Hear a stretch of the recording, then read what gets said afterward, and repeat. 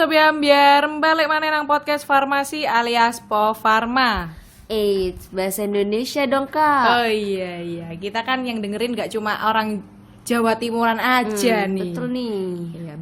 Well, ini podcast sebenarnya perdana banget ya kak. Soalnya emang baru pertama kali rilis di tahun kabinet kami nih. Kabinet apa nih kak? Kabinet mata angin dong. Kabinet mata angin dong. Jadi mohon maaf nih teman-teman kalau misalnya podcastnya kurang gitu ya, kurang gitu loh.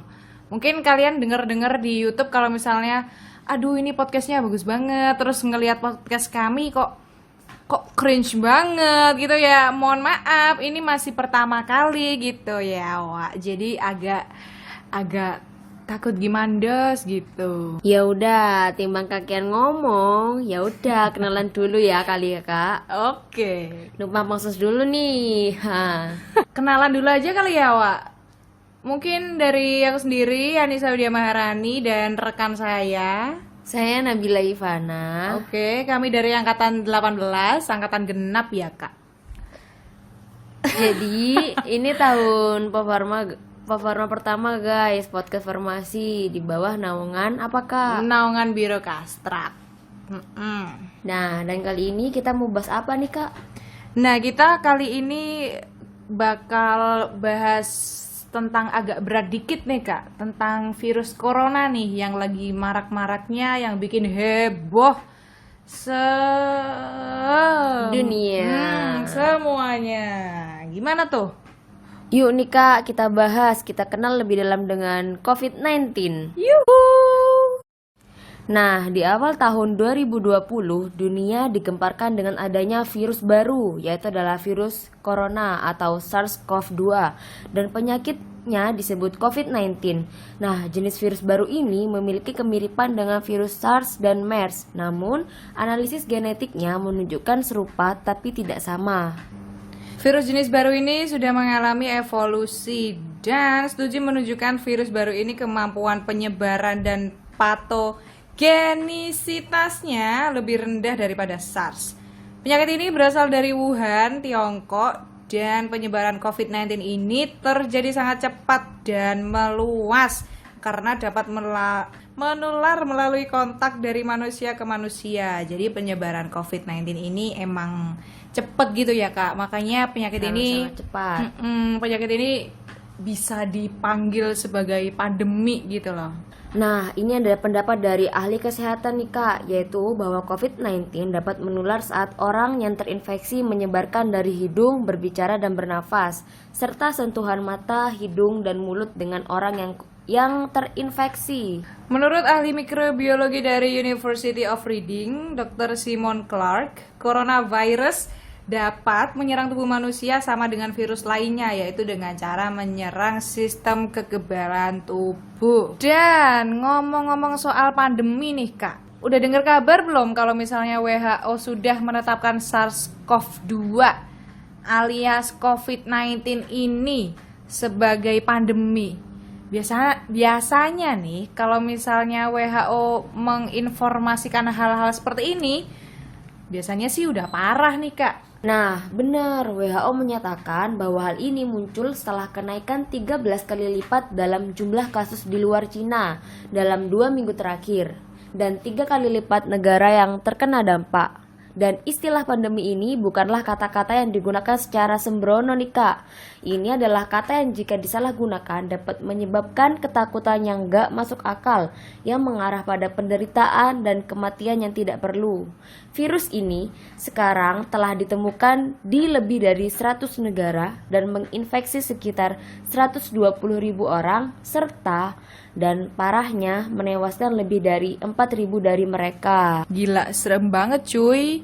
Gimana nih kak, menurut pendapat lu nih sebagai anak kesehatan gitu kan, mendengar virus ini? Wih, ini mah serem banget mah, asli goks banget. Serius goks nih kak, nih virus, sumpah.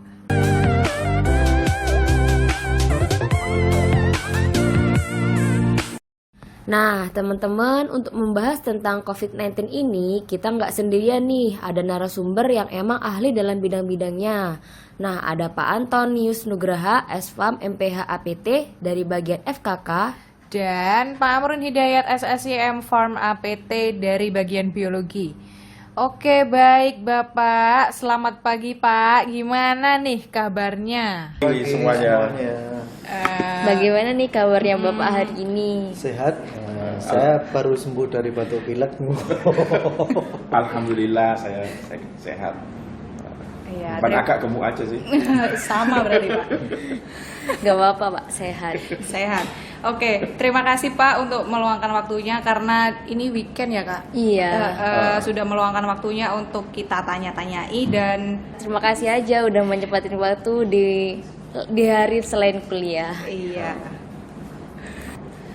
Mungkin langsung aja ya ke pertanyaan khusus untuk obat bagian tradisional dan untuk obat bagian modern. Nah, untuk bagian obat tradisional ini akan dijelaskan oleh Pak Amrun dan untuk bagian obat kimia akan dijelaskan oleh Pak Anton.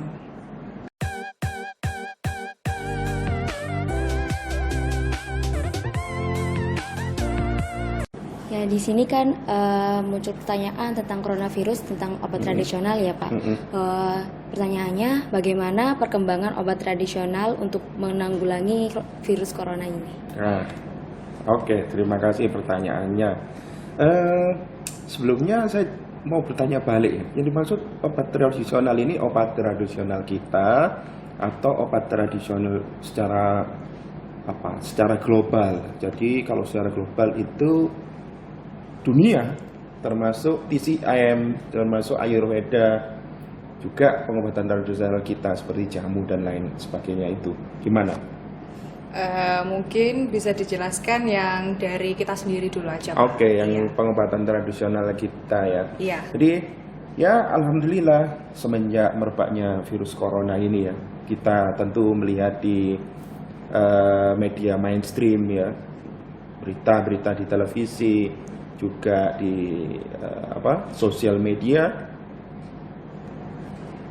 dengan merebaknya wabah COVID-19 ini, kemudian ada statement dari beberapa ahli yang dari Universitas Airlangga misalkan, kemudian dari lembaga Eijkman, yang dari Universitas Airlangga menyarankan, ya Profesor Nidom itu kalau nggak salah ya, menyarankan bahwa kita kembali lagi ke pengobatan tradisional karena rempah ataupun obat herbal atau obat tradisional kita itu mekanisme kerjanya kalau tidak salah nih, dia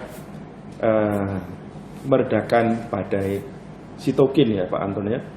Meredakan badai sitokin yang intinya herbal-herbal itu atau obat-obat tradisional itu sebenarnya yang saya tahu sih ya itu lebih ke meningkatkan imunitas kita sebenarnya.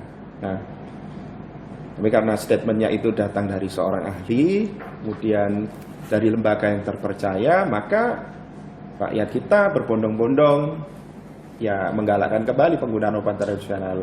Ada gerakan budaya minum jamu lagi, bahkan sampai turun-turun ke jalan toh, dorong membagikan gratis jamu itu. Ya alhamdulillah itu menggembirakan.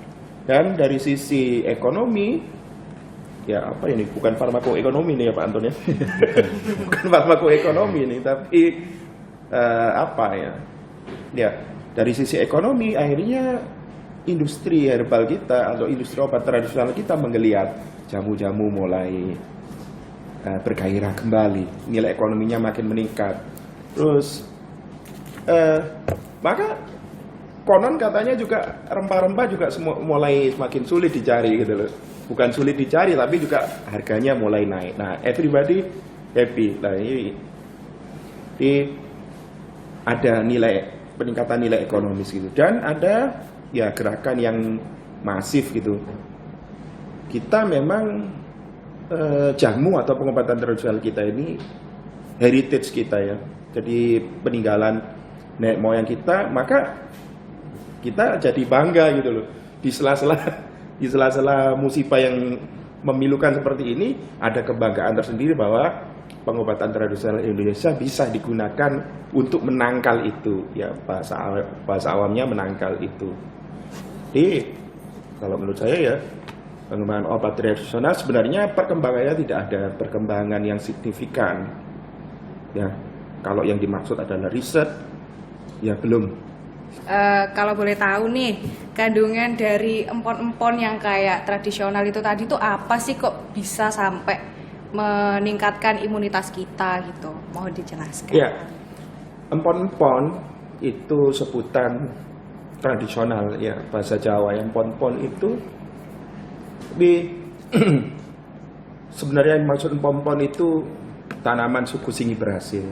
Ya, Singiberacea selalu dikaitkan dengan atau diasosiasikan dengan kandungan minyak atsiri. Ya, kandungan minyak atsirinya. Jadi kandungan minyak atsiri ini dominantly ya monoterpena, sesquiterpena, dan juga golongan minyak atsiri yang lain, ya. Golongan aldehid misalkan. Sebagian besar kandungan minyak atsiri ini sebenarnya yang lebih banyak datanya itu antibakteri, antifungi. Beberapa juga ada kandungan antivirus sebenarnya. Tapi dari penelusuran saya ya, dari misalkan di serai misalkan ya, serai tapi bukan Singiberacea loh ya. Iya. Serai bukan Singiberacea. Setelah saya telusuri datanya, sebenarnya dia lebih banyak serai itu ya aktivitas antivirusnya bukan corona. Kemarin sempat heboh juga ya, serai masuk list herba atau rempah yang meningkatkan imunitas atau digunakan untuk COVID ini ya. Setelah saya telusur ternyata sebenarnya serai itu lebih banyak datanya yang sudah pernah diteliti oleh peneliti itu untuk HSV, human herpes simplex virus tipe 1, tipe 2 juga bisa. Dan tanaman-tanaman kita, herbal kita ya banyak sebenarnya ya, herbal kita, tapi yang disangkanya dengan kandungan minyak atsirinya itu untuk bisa untuk menanggulangi COVID, nyatanya banyak bersifat antivirus untuk virus yang lain. Ya, saya catat misalkan Minta piperita banyak tuh dibudidayakan di tempat kita kan, walaupun dia asalnya bukan kita. Ya, terus eucalyptus, ya, eucalyptus globulus ya, kayu putih bukan yang merica bolong itu. Kemudian lavendula, apa itu? Lavender ya, Ya, lavender. lavender. Ya, itu HSV ya. Dan IC50-nya bagus untuk HSV, untuk human simplex, herpes simplex 0,0 sekian. Ya. Jahe itu juga bagus. Ternyata setelah saya telusuri lagi untuk human herpes simplex virus tipe 2, HSV 2 ya, jahe. Yang umum itu timi biasanya ada gunakan di campuran untuk sirup obat batuk ya. Terus cendana, minyak atsirinya cendana itu bagus ya, mentap, eukaliptus gitu ya. Tapi dulu saya pernah baca sih, sebenarnya untuk meningkatkan sistem imun itu bukan golongan minyak atsiri dari kandungan empon-empon atau Singiberacea itu ya. Temulawak misalkan, saya langsung masuk temulawak ya. Temulawak di beberapa jurnal saya baca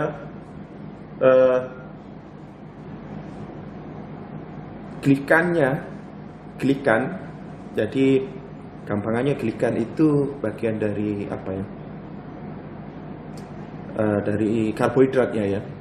Katakanlah lebih mudahnya karbohidratnya, peptidoglikan. Bukan peptidoglikan, dari glikannya itu dia bersifat imunostimulan. Nah, di dalam empon-empon kalau kita lihat glikan itu bagian dari polisakaridanya itu ya, amilumnya ya. Ya. Coba kalau kita bikin wedang jahe misalkan. Ya, kita bikin wedang jahe agak keruh kan?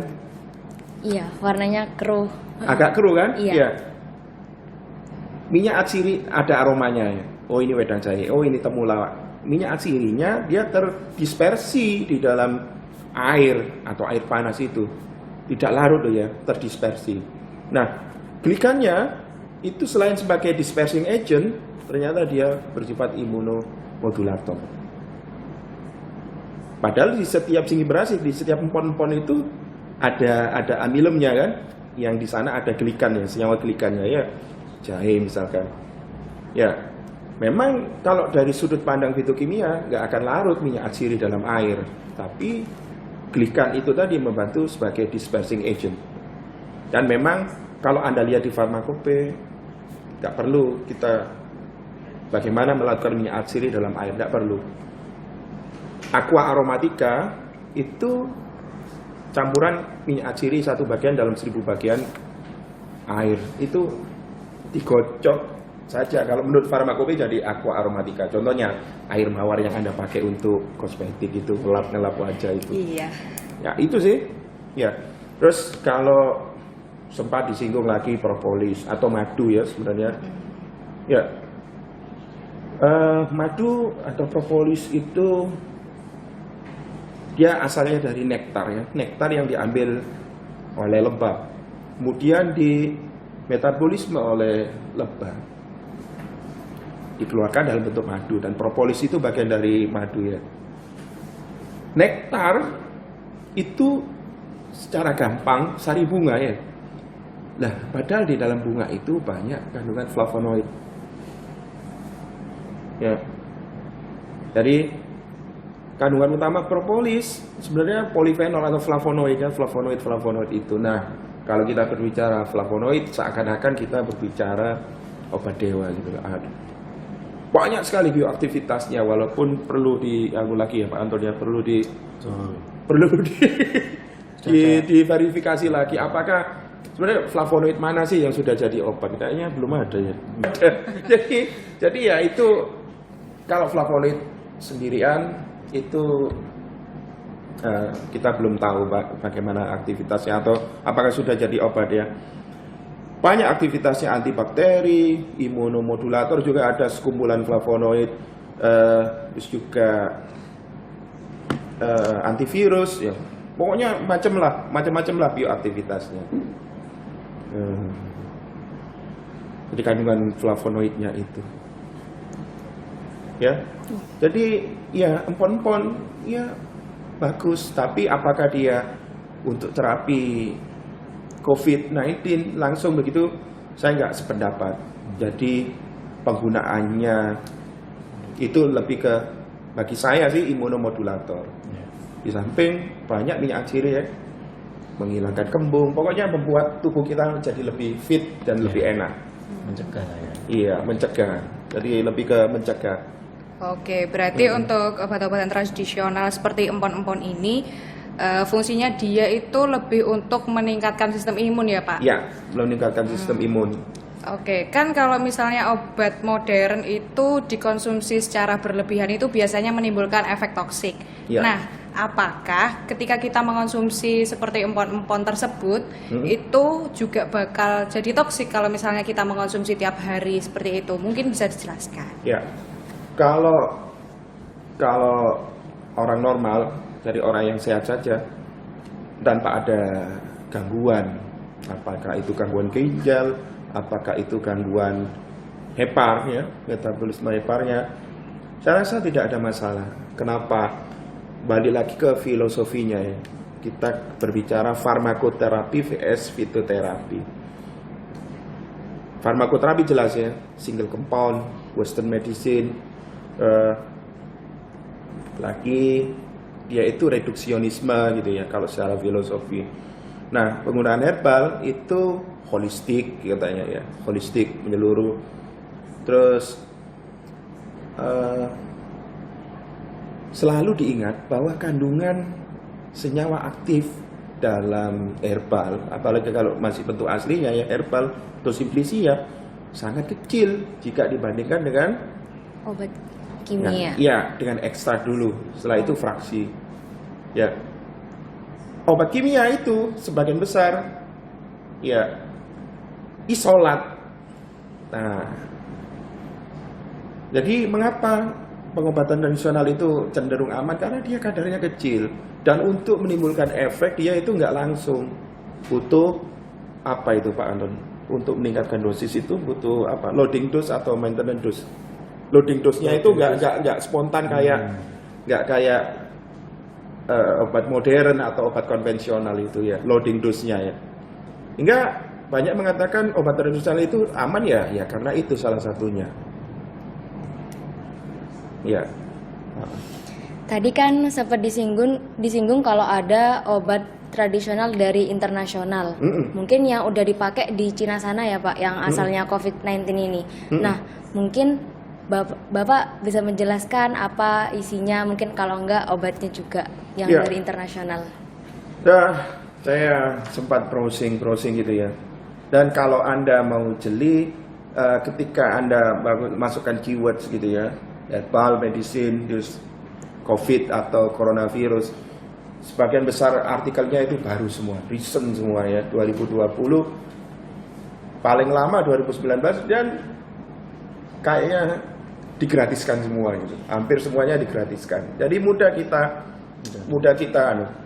kita akses secara cepat. Ya. Terus apakah ada obat tradisional Cina yang dapat mengobati penyakit coronavirus? Ya, secara logika di sana tempat meledaknya virus itu ya. Tentu yang paling heboh, yang paling berkepentingan mereka. Ya, kita mah santuy katanya sekarang ya. Kita mah sebenarnya santuy gitu ya, generasi rebahan gitu ya. Nah, baru kalau sudah ada kasus gitu ya Pak Anton ya, seperti di Jakarta kemarin baru. Ya, tentu saja mereka berkepentingan dan mereka sudah aware dan sudah siap. Ya, ada artikel misalkan dia sampai mereview mulai sejarahnya bagaimana, risetnya bagaimana, bukti-bukti risetnya bagaimana, bahkan bagaimana cara penanggulangannya sekarang. Ya, banyak.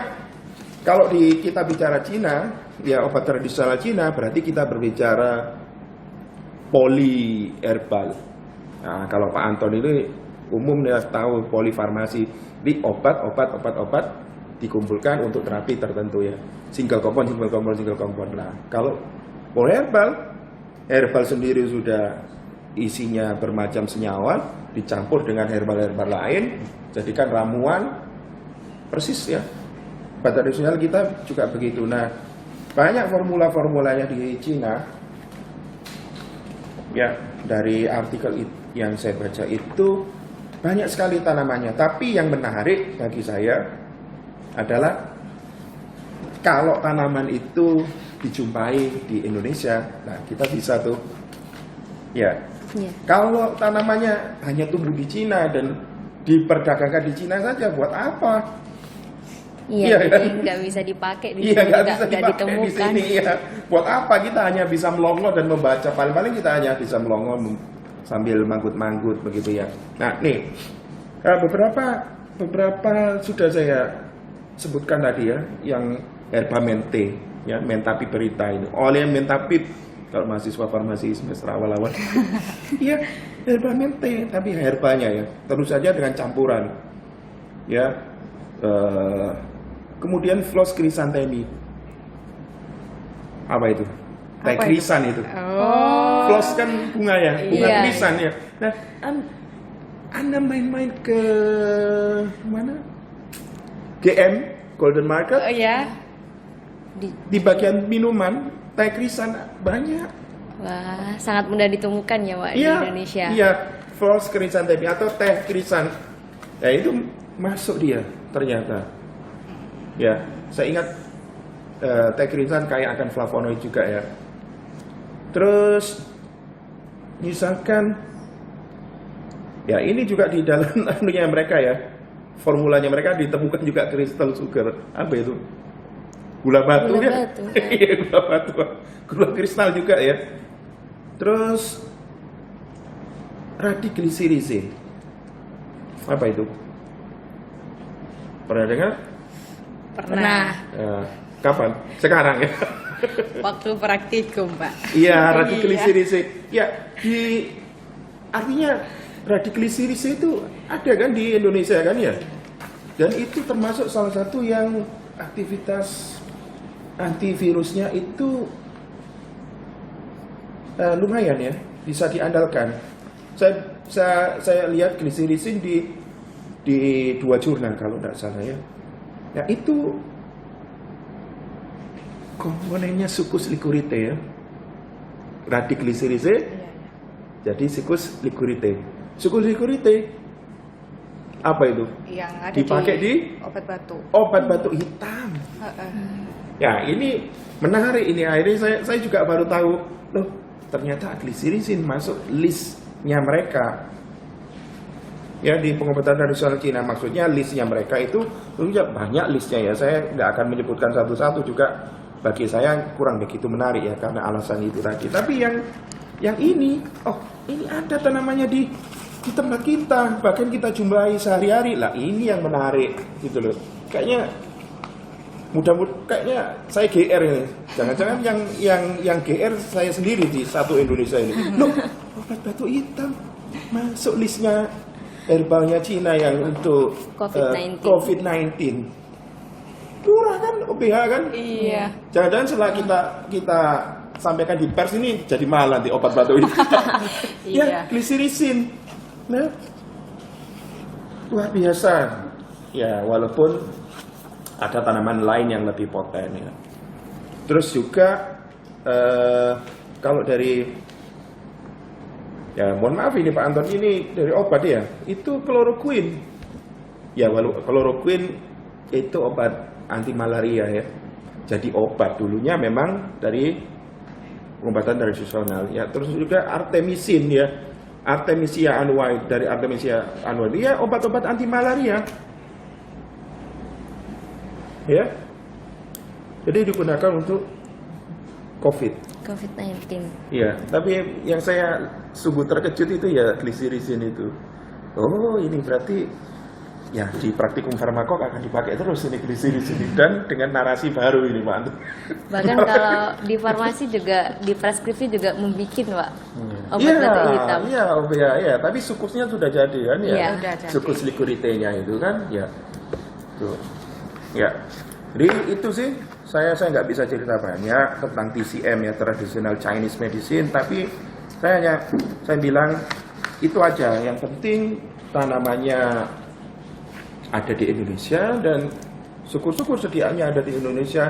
Ya, ada lagi misalkan emetin. Emetin itu alkaloidnya dari IPK ya, IPK Quana radix, IPK sirup. Ya. Biasanya ada di campurannya kodipron Pak Anton. Ya, sirup obat batuk yang ada narkotiknya, ada kodeinnya itu. Ada IPK-nya untuk dia mencegah muntahnya ya. Ya, tapi emetin atau IPK, ekstrak IPK itu dalam skala dosis tertentu dia digunakan untuk mengeluarkan dahak. Kalau banyak racunan salah satunya. Iya, racunan. menggunakan IPK. Ya, emetin itu nama alkaloid yang dinamakan dari emesis. ya dari Wanita. nama bioaktivitas yang ditimbulkan. Menarik ya. Iya. Benar banget. Oke, sekarang beralih ke obat-obatan modern, yaitu terdapat tocilizumab dan chloroquine, yang mana obat tersebut katanya bisa untuk penderita si corona itu sendiri. Jadi mungkin untuk Pak Anton bisa dijelaskan mengenai obat-obatan tersebut, bagaimana mekanisme dan apakah memang obat tersebut cocok untuk penderita COVID-19 itu sendiri. Memang di media bisa jadi ditemukan ada tocilizumab dan juga chloroquine Chloroquine. yang dicoba untuk terapi COVID ya. Tapi guideline yang direkomendasikan di Cina untuk terapi COVID, karena sana yang mengalami outbreak terlebih dahulu itu tidak mencakup dua obat ini, tapi bahwa obat tersebut secara juga digunakan itu memang betul ya. Kalau kita lihat sebenarnya sekarang ini sudah ada belasan obat dalam bentuk kombinasi, baik dari antivirus atau tadi dari produk biologis yang MAP itu, kemudian juga chloroquine atau juga kortikosteroid yang sedang didaftarkan untuk clinical trials. Ya, untuk clinical trials. Caranya gampang sebenarnya untuk ngecek itu di clinicaltrials.gov. Nah, jadi semua clinical trials pasti terdaftar di sana. Jadi paling mudah menelusuri itu lewat sana langsung gitu ya. Jadi kelihatan apa Di yang Amerika bisa ya, dipakai. Pak Ya. Amir, ya. Tapi itu untuk internasional. Oh, internasional. Untuk ya. internasional. Ya, Jadi nggak hanya di Amerika. Jadi pokoknya kalau mau clinical trials kita daftarkan. Sebenarnya ada beberapa database, salah satunya itu kita harus daftar. Pokoknya itu harus terdaftar. Kalau nggak terdaftar, kita nggak bisa publish hasilnya. Karena syarat publikasi pasti harus ada itunya. Apapun kandidatnya, mau bahan alam maupun sintetik, everything. Karena sekarang publikasi di penelitian klinis itu harus open ya. Bukan, ada guideline-nya sendiri untuk menulis publikasinya. Jadi ada standar minimal apa saja yang harus dimasukkan ke sana. Nah, baik, moving to the topic ya. Jadi kalau tadi seperti tocilizumab, dia produk biologis, hubungannya dengan interleukin 6, di mana interleukin 6 sendiri itu sangat produksinya yang tidak terkontrol itu muncul kalau ada inflamasi kronis akibat autoimmune disease. Misalnya autoimmune disease itu kayak systemic lupus erythematosus ya, kemudian Crohn's disease, di inflammatory bowel disease, atau juga bisa jadi rheumatoid arthritis. Ya, jadi di sana banyak produksi interleukin 6 dan tocilizumab itu menghambat atau menduduki reseptor interleukin 6 ini, sehingga ada efeknya itu. Dan jadi terus apa hubungannya dengan COVID? Kalau COVID itu yang progres penyakitnya ini kan merusak paru. Nah, jadi ada inflamasi dan lain sebagainya di paru. Jadi tocilizumab bisa membantu di ranah sana, di area sana. Kalau chloroquine itu memang dia anti malaria, juga bisa digunakan untuk systemic lupus erythematosus juga sebagai ejang terapi tambahan untuk systemic lupus erythematosus. Dan kali ini juga dipakai di COVID ya kan, secara istilahnya off label. Off label, jelas semuanya sekarang ini off label. Terapinya pasti off label karena approve sama biar nggak dituduh konspirasi. Tahu-tahu ada virus, tahu-tahu ada gini, ada perusahaan farmasi yang mencoba bermain dan lain sebagainya gitu ya. Oke. Dapat awam itu ya. Biasanya yang ada juga yang bermain di air keruh seperti itu, tidak tahu untuk apa juga. Atau penggemar teori konspirasi. Itu sebenarnya juga seru sih Pak. Cuma di sini kan kita bahasnya tentang sains. Iya. Nah, chloroquine ini bisa mengganggu asam basa dari sel dan juga mengganggu reseptor yang bakal ditempeli virus COVID. Jadi akhirnya tidak jadi nempel, tidak jadi masuk ke sel dan lain sebagainya. Itu chloroquine. Tapi itu hanya dugaan. Semuanya masih belum jelas karena kita semua terburu waktu ya untuk terpacu waktu ya. Pokoknya kalau terapinya sudah bisa dilakukan, sudah memberikan hasil, nah itu yang disebarkan gitu. Nah sebenarnya kalau di guideline-nya sendiri, di guideline yang dicoba dikembangkan oleh ilmuwan dan praktisi di Cina, karena mereka yang alami, maka mereka yang menuliskan itu terlebih dahulu, itu sebenarnya juga mencakup TCM Pak. Iya. Cuman TCM juga pasti istilahnya betul tadi, Kalau untuk menyembuhkan kan tidak ya mungkin, tapi untuk preventif dan lain sebagainya. Memang juga tadi efek imunomodulator itu yang sebenarnya sedang dicari dari banyak obat, baik yang modern maupun yang herbal tradisional begitu. Itu memang sangat membantu untuk mencegah itu. Termasuk ini saya mau ngomongin sedikit tentang mungkin dugaan yang agak bagi saya agak kurang pas gitu, karena ada terus ya itu ya namanya orang meraba-raba ya di zaman sekarang. Misalnya yang menderita banyak sekali negara yang mengalami kematian banyak pasien COVID ini itu berada di negara subtropis ya, di hemisfer utara bumi. Itu sebenarnya menurut saya bukan karena virus itu kalau di tropis mati atau tidak ada di tropis. Karena sekarang kalau kita mau jujur, negara tropis itu sebagian besar adalah negara berkembang. Jadi infrastrukturnya yang kurang itu masalahnya. Jadi deteksinya yang kurang. Dan di hemisfer utara memang sedang berakhir ya masa winter, masa musim dingin. Bagi saya bukan masalah virusnya, tapi masalah manusianya. Manusianya mungkin dalam kondisi dingin dan lain sebagainya itu kan mungkin imunitas dan lain sebagainya sedang berkurang. Di Australia yang di hemisfer selatan sekarang mau memasuki masa winter. Sekarang musim gugur. Terus besok winter. Jadi mereka bersiap bahwa bisa jadi akan terjadi first wave yang besar juga. Kemarin di itu di Italia itu yang sampai Italia tinggi sudah sekali lockdown, ya, sudah lockdown negaranya. Baik, jadi kalau di guideline yang Cina kembangkan kembali lagi itu ada obat yang namanya Kaletra. Kaletra itu zat aktifnya adalah ritonavir dan lopinavir. Dia sebenarnya digunakan untuk obat HIV. Ya, jadi obat HIV. Nah, obat HIV ini juga dikombinasi dengan interferon alfa. Ya, jadi itu yang sekarang juga menjadi obat pilihan untuk terapi. Gitu. Tadi kan Bapak juga nyinggung tentang klinikal tadi yang mendaftarkan clinical trial. Nah, itu kan kayak proses pembuatan obatnya juga pasti ada. Kayak proses pembuatan obat untuk COVID-19 ini. Jadi kan kalau kita tahu sendiri diajarkan pembuatan obat itu sangat lama waktunya Pak. Jadi kayak percobaannya itu juga sangat banyak. Gimana cara kayak nyikapi di keadaan seperti ini, kayak kebingungan semua, gimana caranya? Ya karena kondisinya darurat, kita nggak mungkin mulai bikin obat dari awal. Ya, ada istilah repurposing. Repurposing itu artinya obat yang sudah ada itu dulu indikasinya apa. Nah ini kita dicoba apakah dia punya prospek untuk menangani COVID-19 ini. Jadi misalnya tadi ya yang saya sebut Kaletra tadi yang ada ritonavir dan lopinavir, dia digunakan untuk obat HIV.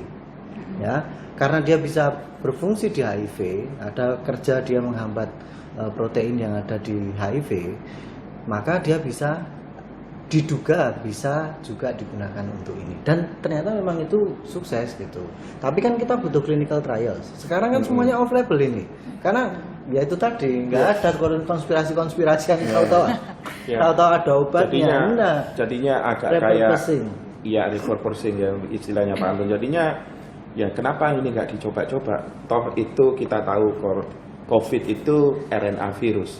Jadi obat-obat yang selektif terhadap RNA virus atau yang obat-obat yang selektif untuk virus yang strukturnya mirip dengan COVID itu dicobakan semua gitu. Kira-kira bahasa yang lebih sederhana begitu ya Pak Anton ya. Yang ada dipakai begitu ya. Dan yang sudah ada dulu dipakai. Yang sudah ada dipakai. Dan selalu ingat bahwa ada yang namanya istilah paradox of pharmacology, bahwa memang dalam kondisi ideal obat yang boleh beredar, boleh digunakan di masyarakat itu adalah obat yang aman, berkhasiat, dan kita tahu profilnya detailnya seperti apa. Tapi dalam kondisi darurat kalau nunggu seperti itu ya nggak terselamatkan begitu kan. Jadi ada memang ya semacam itu, ada semacam kelonggaran bagi untuk kita pakai obat-obat yang sudah ada. Tapi yang jelas nggak asal-asalan. Enggak kemudian pasien itu hanya sebagai semacam hewan coas, ya seperti subjek uji yang tidak Iya. punya ini ya apa namanya hak atau integritas dan lain Tetap ada sebagainya. ethical clearance-nya ya Pak. Ya, tetap harus melewati itu. Dan guideline yang dikembangkan di Cina pun itu juga berdasarkan evaluasi literatur yang sudah ada standar internasionalnya, dalam arti standar yang ditetapkan WHO dan lain sebagainya begitu. Ya, Mungkin- jadi istilahnya yang perlu dikenal sekarang adalah repurposing. Memang mahasiswa farmasi belajar bikin obat itu 10 tahun itu bisa jadi nggak cukup, belasan Iya, tahun benar, baru masuk benar, pasar, benar. tapi ya nggak mungkin gitu kan. Iya. Nah, ada shortcutnya namanya repurposing. Ya.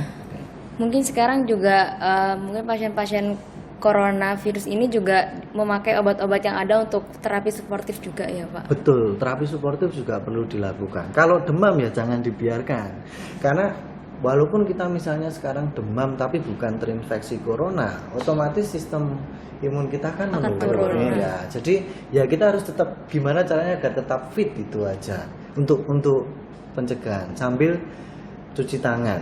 Jadi, cuci tangan dengan air mengalir lebih sering itu lebih efektif daripada hand sanitizer sebenarnya. Oh. Jadi walaupun juga itu informasinya sahih dari WHO seperti itu. Jadi yang disarankan, Wah, ini. tapi kan air bersih itu di satu tempat dengan tempat yang lain kan, Ya, kualitasnya ada. kualitasnya Beda-beda. ya. Kita di Jawa menikmati air bersih. Wah. Mereka Yang di saudara-saudara yang di jauh-jauh. luar Jawa di timur Indonesia, aduh air aja untuk minum susah. gitu Minum kan. susah. Nah itu Buat jadi cuci juga- tangan gitu ya. Jadi itu. Tayamun deh. Kira-kira mungkin nggak Pak dibuat vaksin untuk virus ini sendiri? Sangat mungkin. WHO per 4 Maret kemarin, ya, per 4 Maret kemarin sudah mendaftar 35 kandidat vaksin. 35 kandidat vaksin, ya. Ya. Jadi sangat mungkin sekali. mungkin. Ya. Genomiknya sudah diketahui. Ya, Genomiknya. sekarang kan dari- cepat untuk pemetaan ada virus, makanya kita bisa bilang kalau COVID-19 itu virus baru karena kita punya alat.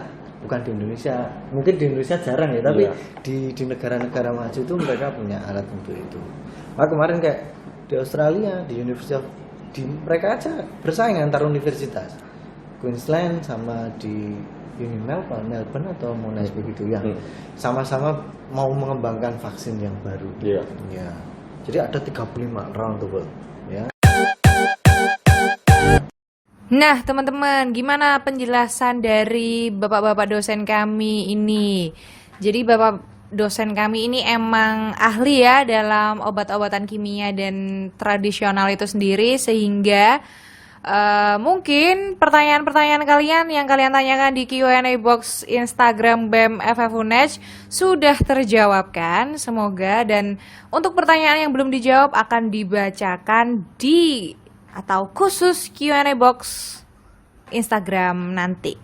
Kan saat ini masyarakat lagi heboh-heboh tentang virus corona, apalagi menyikapi bondong-bondong beli masker, terus kayak kebutuhan pokok. Terus apakah sikap masyarakat ini benar kayak gini menyikapi corona? Terus bagaimana menyikapi corona yang baik menurut bapak-bapak sekalian? Begini, kalau menurut saya duluan ya Pak Ramli. Monggo. Kalau menurut saya benar atau keliru itu susah juga untuk menentukan, karena mereka yang membeli bahan-bahan pokok banyak termasuk masker itu kan memang ya saya melindungi keluarga saya juga, saya melindungi keselamatan Iya. lingkungan kecil saya, Iya. begitu kan, lingkungan kecil saya. Oke, di perspektif itu kita bisa ngomong itu pendapat yang benar juga gitu kan. Tapi Iya. kalau dilihat dari kemaslahatan yang lebih besar itu kan kayaknya kurang tepat ya cara seperti itu. Tapi bagi saya di Indonesia ini yang kemarin yang heboh hanya masker. Setahu saya, kalau bahan kebutuhan pokok kayaknya masih belum begitu. Di negara lain seperti yang saya Mungkin rempah Karena- mungkin maksudnya Pak Anto. Iya, bukan Rempah, kebutuhan rempah. pokok mungkin. Rempah Empon mungkin. ya. Iya, empon. Ya, Iya, untung di bisa. depan rumah saya nanam itu sebenarnya. Jadi nggak kesusahan gitu ya. Nggak susah.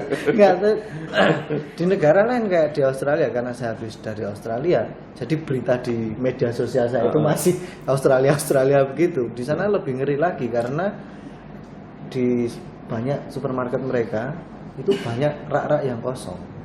Nah, beberapa teman hari ini susah untuk cari beras. Karena iya semua sudah diborong. Dan jadi toko harus menetapkan kebijakan satu orang harus hanya beli Satu. ya satu atau dua terbatas sekali. Jadi sampai seperti itu. Panik ya, jadi Kepanikan. Sebenarnya apakah kita perlu panik atau tidak? Mungkin pertanyaannya itu ya. Iya. Apakah kita perlu panik atau tidak? Kalau menurut saya panik boleh, tapi harus rasional juga. Panik dalam arti bahwa pemerintah harus panik, harus membuat, misalnya kalau Solo sekarang diberitakan lockdown, Iya. kegiatan di komunitas semuanya banyak yang dikurangi atau memang betul. Yang dikhawatirkan dari corona ini adalah penyebarannya. Di awal itu penyebarannya yang menakutkan, karena penyebarannya begitu mengerikan, sangat mudah sekali. Satu orang yang terinfeksi bisa menginfeksi 2,6 sekian orang yang lain. Itu terjadi sangat cepat sekali. Jadi waktu 2,6 apa itu? istilahnya apa namanya Arnold, basic reproduction number. Oh, Artinya satu orang. orang kalau di penyakit infeksi itu bisa menyebarkan infeksi itu ke orang lain sebanyak berapa. Oh iya. Di masa inkubasinya. Di masa Ya, inkubasi. yang dia menjadi menular gitu kan, bisa punya potensi menular gitu. Nah, jadi itu yang mengerikan. Jadi apa yang harus dilakukan oleh pemerintah untuk mengendalikan itu? Panik dalam artian untuk mencari apa yang harus dilakukan itu oke. Panik dalam arti itu ya, tapi panik dalam arti misalnya harus beli masker dan lain sebagainya nanti dulu. Apakah masker memang betul-betul bisa membantu seseorang untuk terhindar dari itu? Enggak. Ternyata malah cuci tangan dengan air mengalir atau mungkin dengan hand sanitizer itu lebih membantu daripada sekedar ini. Itu malah membayar. Dan kemarin kan harga masker gila-gilaan kan, Iya, satu iya. box 300.000, bahkan ada yang posting di sosial media sudah beli 300.000 isinya bekas semua. Ya itu kan, itu kan mengerikan sekali begitu. Nah, bagi beberapa orang ini adalah kesempatan untuk berbuat jahat, untuk dapat keuntungan, termasuk penipuan untuk masuk rumah dengan alasan mau ngecek COVID dan lain sebagainya, itu terjadi. Ya, nah ini yang kemudian panik-panik tambahan yang kemudian ada kepanikan dimanfaatkan oleh orang, menimbulkan kepanikan yang lain. Jadi kepanikan ini berantai akhirnya. Itu kepanikan yang tidak perlu. Kepanikan yang viral. Ya apalagi kita punya medsos dan masih viral, hoax dan lain sebagainya itu wah disebut banget ya. Kepanikan yang viral disebabkan infeksi viral. Sebenarnya karena penularan tadi yang menjadi masalah dari COVID ini dari sisi epidemiologi ya, maka lockdown atau quarantine, self isolation, menghindari kontak dengan banyak orang, menghindari bersentuhan dan lain sebagainya. Sebenarnya termasuk fingerprint kita itu bermasalah, Pak. Karena fingerprint berarti kan? bisa diusulkan nanti di sebelah fingerprint ini ada hand sanitizer. Jadi itu bisa menjadi sumber penularan. Kita juga pakai Gagang pintu. gagang. Untungnya ruang dosen sekarang sudah sendiri-sendiri, Pak. Oh iya. Jadi kan kemungkinan besar saya untuk pintu yang lain. Saya masih poligami. Ya. Saya turut berduka cita untuk itu. Tapi yang jelas karena yang di penularan, maka agar tidak tertular kalau misalnya sudah ada berita outbreak atau apa, ya lebih baik stay di rumah. Ya memang kita harus beli kebutuhan pokok dan lain sebagainya.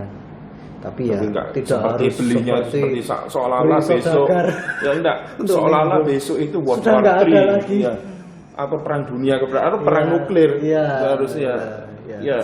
Terus kita membuat perlindungan menyendiri di bunker-bunker, nyetok jumlah makanan, nyetok obat Iya, saya kira itu. Jangan terpengaruh film lah. Sebenarnya banyak juga artikel-artikel di internet. Jadi Australia sudah begitu ya, Oh, Pak sempat Antoni? Pak.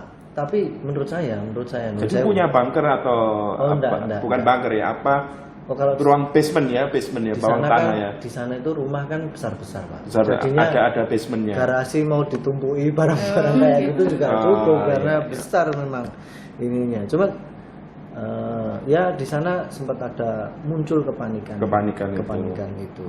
Tapi di sana pemerintah sana itu geraknya cepat sekali ya, termasuk prediksi-prediksi, proyeksi-proyeksi apa yang akan terjadi di sana, berapakah jumlah pasien yang akan masuk ke rumah sakit, health worker seperti apa, itu semua disiapkan. Dan mungkin alat-alatnya juga canggih juga Iya, ya, Pak. termasuk jumlah kematian yang bakal terjadi dan lain sebagainya. Kampus saya kemarin ke University of Sydney ini dalam rangka sekarang sudah mulai kegiatan kampus sudah mulai dikurangi kecuali riset dan kegiatan belajar mengajar dan akan dialihkan ke online.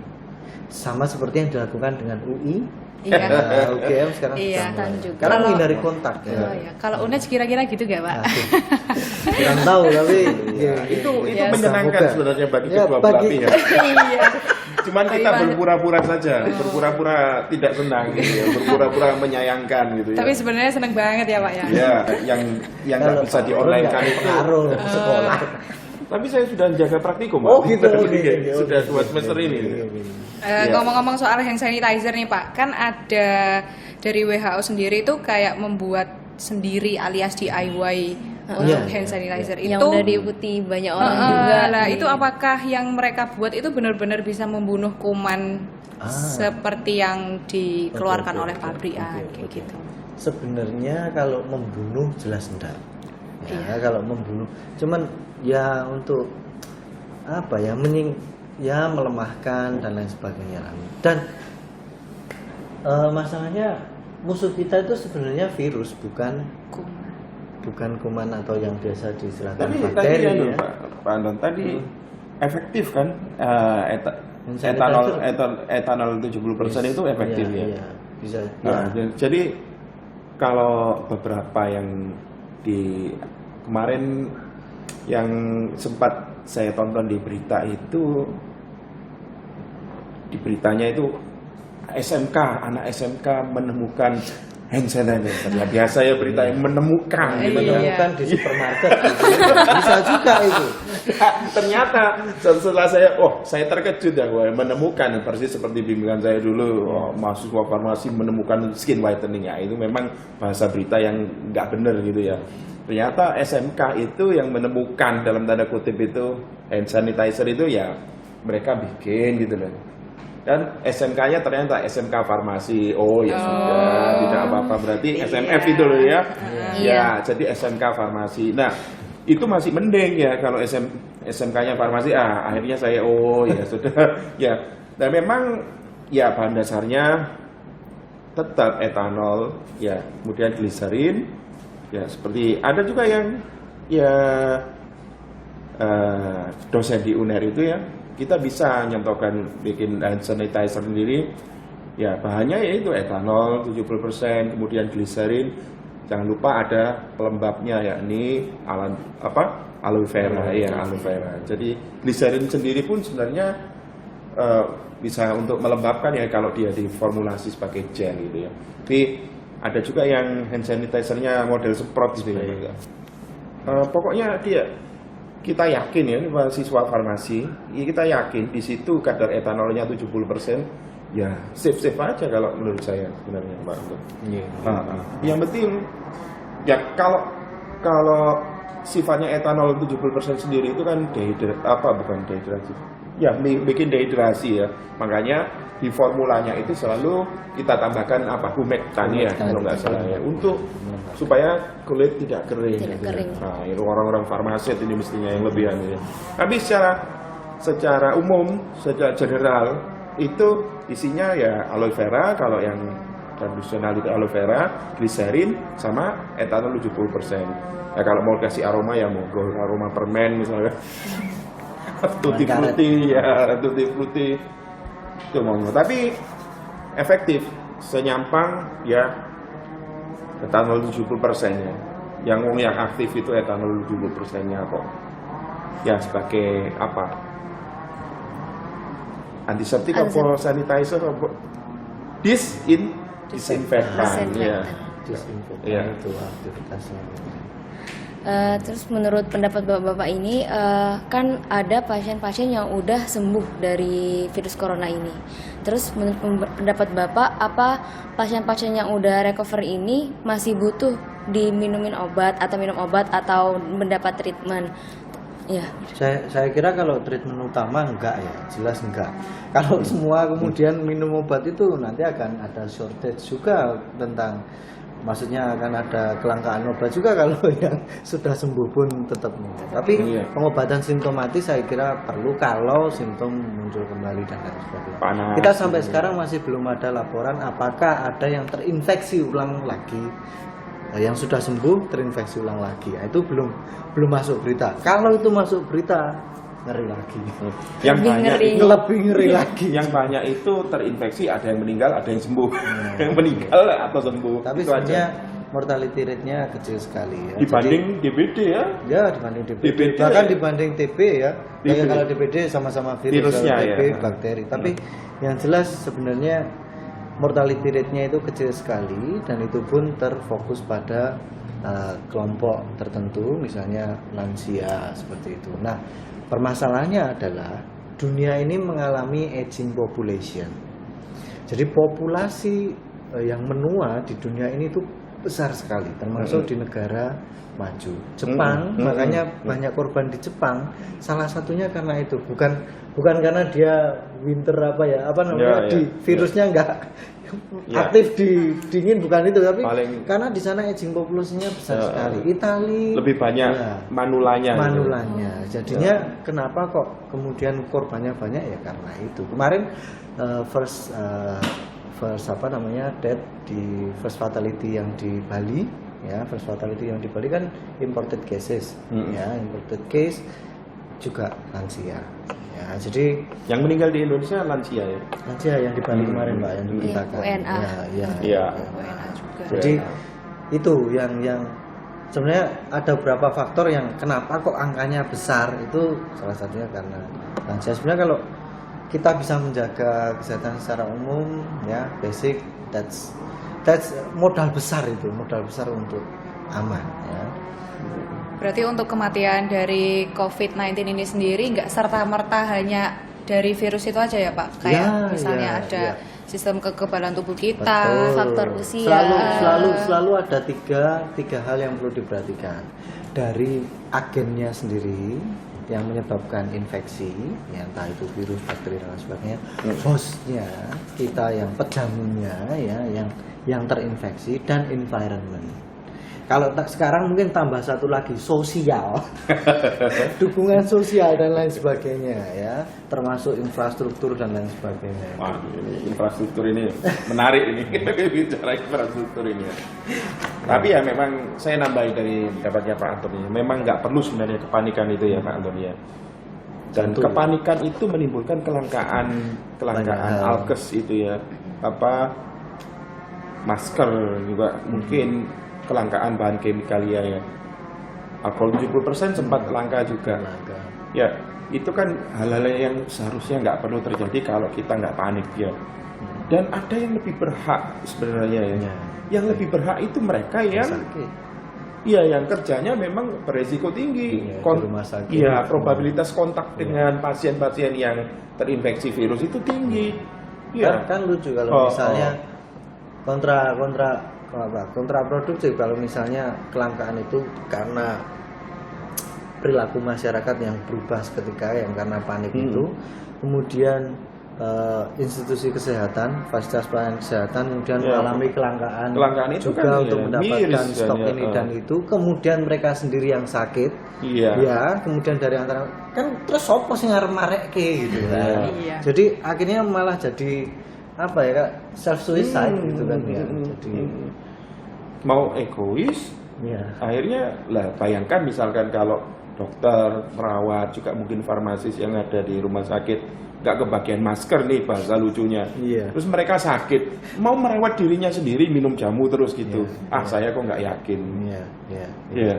Mereka pasti orang di kesehatan harus siap untuk orang lain, memberikan banyak untuk orang lain. Bahkan keluarganya aja sendiri kadang-kadang di nomor 2. Iya. Kalau apalagi kalau dalam kondisi kayak gini kan Iya. banyak cerita-cerita menyentuh itu dari yang terjadi di Wuhan sana ya. Bahkan sekarang tim dokter dari Cina, tim kesehatan dari Cina itu dikirimkan ke Italia. Bayangkan padahal mereka habis nangani itu.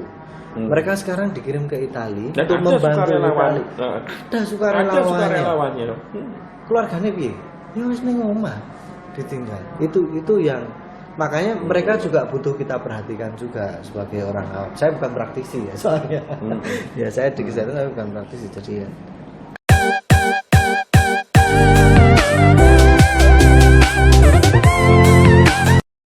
Nah, jadi hari ini kita akan membacakan Q&A yang udah masuk ke IG BMF UNEJ. Bener kan Kak Anissa? Iya, benar banget Kak Nabila. Tapi di sini mohon maaf banget apabila pertanyaan-pertanyaan kalian nggak sempet terjawabkan karena memang banyak banget pertanyaan sehingga kami hanya akan membacakan beberapa pertanyaan saja. Oke, langsung aja ya Kak Nabila.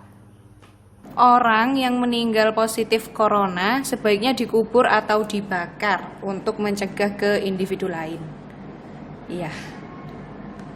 Sih ya, saya kembalikan ke pihak keluarganya. Kalau dia muslim ya dikubur dengan tata cara muslim. Karena yang setahu saya yang dibakar itu orang Hindu ya, gitu ya. Jadi apakah aman? Ya mudah-mudahan lah ada orang yang punya kebesaran hati dan juga keteguhan hati ya, teguh untuk mengurusi jenazah saudaranya itu. Ya, saya kira kalau dikubur memang prosedurnya dan keluarga menghendaki dikubur dengan cara Islam misalkan ya, yang menangani juga pakai prosedur yang seperti biasa ya, pakai masker, pakai apa gitu. Saya rasa mudah-mudahan insya Allah aman gitu loh, tidak ada masalah gitu. Kalau bakar nanti polemik lagi ya Pak. Ini apa muslim kok dibakar? Terus ya mohon maaf juga Pak Anton misalkan ini Katolik, ya apa ini kok Katolik kok dibakar? Semakin memicu kontroversi. Iya, akan jadi kontroversi. Toh kalau yang mengubur misalkan dia pakai hand sanitizer, pakai perangkat pengaman itu, pakai itu saya rasa tidak ada apa-apa. Justru yang melayati itulah jangan heboh, jangan banyak berkomentar atau apa itu ya kalau di film-film itu kan dari kamar mayat langsung ya dari ambulan langsung ke tempat pemakaman. Prinsipnya mengurangi kontak dengan orang yang masih hidup dan kalau sehat sih masih ada chance untuk imunitasnya melawan itu. Tapi kalau banyak kontak dengan orang yang imunitasnya lagi nggak fit, pasti ini tertular nanti gitu. Jadi bagi saya meminimalisir jumlah orang yang kontak dengan si jenazah, prosedur penanganannya baik, menggunakan alat kesehatan yang baik, sudah dikubur dengan menurut agamanya masing-masing. Yang ngubur juga jangan banyak-banyak, cukup ya. Termasuk juga tenaga rohaninya ya, ustadznya, kiainya atau pendetanya atau pastornya, ya sedikit aja toh, cuma sendirian aja lah gitu. Berarti emang mungkin bisa dikurangi banget ya Pak untuk kontak langsung. Iya, adat kita ya mungkin ya mau muslim mau non muslim.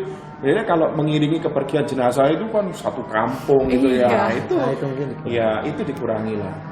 Jadi saya setuju dengan apa yang dikatakan Pak Amron tadi. Kalau memang dilihat mungkin saya nggak punya buktinya juga, tapi kalau mungkin dirasakan memang pembakaran ini menjadi lebih efektif ya dibandingkan dengan ini. Tapi pembakarannya secara apa? Secara tradisional atau secara modern ya kan? Insinerasi ya dengan insinerasi itu fasilitasnya jelas terbatas sekali tempat kita dan lain sebagainya. Jadi saya kira yang paling mungkin ya itu tadi, menghindari kontak itu menjadi kata kunci untuk menangani jenazah. Di Jember aja rumah sakit yang punya insinerator itu untuk mayat Inseneratornya itu biasanya untuk alkes. Untuk alat Inseneratornya sampah-sampah medis. sampah-sampah medis itu. Itu nggak semua rumah sakit ya punya. Ya, tapi biasanya di setiap kota ada sih mereka yang Tionghoa biasanya yang Konghucu biasanya Konghucu, ya. biasanya dibakar dengan cara Dikremasi, dibakar, ya. dikremasi. Bukan dikeramasi. Ada krematorium biasanya. Tapi kan itu Krematorium, pas itu butuh waktu sehari untuk melakukan proses itu. Ya. Jadi, ya seperti Iya. itu. Untuk pertanyaan terakhir nih Pak, tindakan apa yang sudah dilakukan UNED sebagai langkah preventif? Mengingatkan UI sudah mengeluarkan berita kalau misalnya banyak tatap muka secara online gitu. Mungkin UNED gimana? Kreanova itu kata Pak Amron sudah di Kemarin di grup Lemlit ya, di grup LP2M, Lembaga Penelitian dan Pengabdian Masyarakat, ada kegiatan Kreanova itu ya. Kreanova yang biasanya CFD namanya. ya setiap minggu itu istilahnya Kreanova ya, Iya. programnya dulu diinisiasi Dr. Sony Sisbudi itu ya, katakanlah Car Free Day-nya UNED Iya, ya. Car Free Day UNED. Kemarin ada edaran, kayaknya diliburkan dulu Kreanova. Ya itu langkah pertama. farmasi bikin hand sanitizer. Farmasi ya yang baru dapat akreditasinya, baru dapat katanya Pak Alhamdulillah. Anton itu Dolby Stereo gitu ya, gitu ya. Nah itu kemarin juga ada usulan untuk bikin hand sanitizer, dan beberapa dosen secara personal diminta oleh teman dosen yang lain dari fakultas lain, farmasi bikin dong hand sanitizer buat kita ini. Oh iya, nanti Gampang.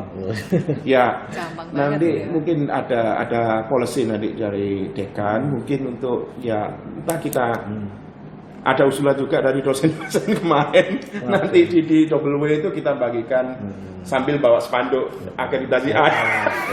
Terakreditasi A. Setelah Ya, tapi sebenarnya kalau Setelah sekian tanya langkah-langkah yang dilakukan UNED itu tergantung pihak otoritatif yang di UNED ya. Jadi pihak yang otoritas UNED ya, rektor gitu ya, dekan kalau di level fakultas. Kalau sejauh ini belum ada statement resminya ya Pak Anton ya. Iya. Termasuk mengurangi jumlah kegiatan mahasiswa dan lain sebagainya masih belum ada ya. Belum ada ke arah sana. Tapi kalau kita mau kalau mau ya, misal kita adakan aja penyuluhan pembuatan hand sanitizer, perilaku hidup sehat. Saya kira BEM kayaknya juga mau ada cara kegiatan itu kan dalam jangka waktu dekat ya, kalau nggak salah. Kayak yang di BEM kayaknya ada penyuluhan perilaku hidup sehat sama pembuatan hand sanitizer kalau nggak salah. ya di yang itu. Oh belum ya? Oh oke. Desa binaan itu. Desa di desa binaan itu ya. Iya, Ya saya kira juga itu dilaksanakan bisa juga. kalau mau dibuat gerakan itu bisa juga ya kan. Kalau tanya UNED ya itu yang bisa Yang bisa kita sampaikan, soalnya kita Kita bukan bukan siapa-siapa. kita bukan siapa-siapa, kita bukan pihak otoritas. Ya, Ya, terima kasih untuk Bapak Amron dan Bapak Anton atas ilmunya dan juga sangat menarik ini, sangat menambah ilmu sekali. Apalagi yang teman-teman atau pendengar yang nggak di kesehatan atau yang kuliahnya nggak ngajarin ini, mungkin bisa nanti ikut kayak penyuluhannya kita sama tunggu hand sanitizer dari kita. Iya, tunggu hand sanitizer dari kita. Sun. Terima kasih Bapak. Terima kasih Pak. semuanya. Oke. Stay well, stay healthy. Oke. Nah, itu tadi adalah beberapa dan banyak sekali penjelasan-penjelasan dari Bapak Anton dan Bapak Amrun. Pasti kalian juga dapat ilmu-ilmu baru dong, banyak dari situ. Bener, pasti pertanyaan-pertanyaan yang kalian pertanyakan selama ini sudah terjawabkan dari apa yang telah dijelaskan bapak-bapak dosen kami. Dan misalnya kalau ada pertanyaan lagi yang kurang jelas, kalian bisa tanyakan di kolom komentar. Dan Kak Nabila, kita juga punya tips untuk mencegah penyebaran COVID-2 itu sendiri. Boleh dijelasin tuh Kak, apa aja? Nah, yang pertama, kalian harus rajin cuci tangan ya, atau menggunakan hand sanitizer. Nah, jangan lupa cuci tangannya menggunakan air mengalir dan sabun. Kapan aja sih Kak untuk cuci tangan itu? Kapan aja tuh?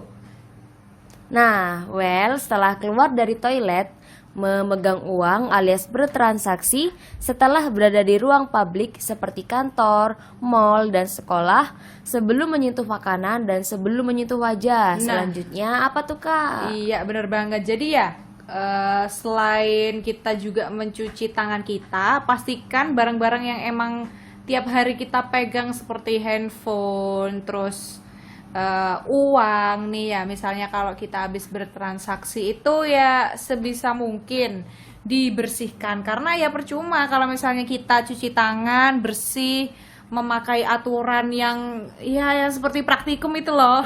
Yang sangat banyak langkah-langkahnya.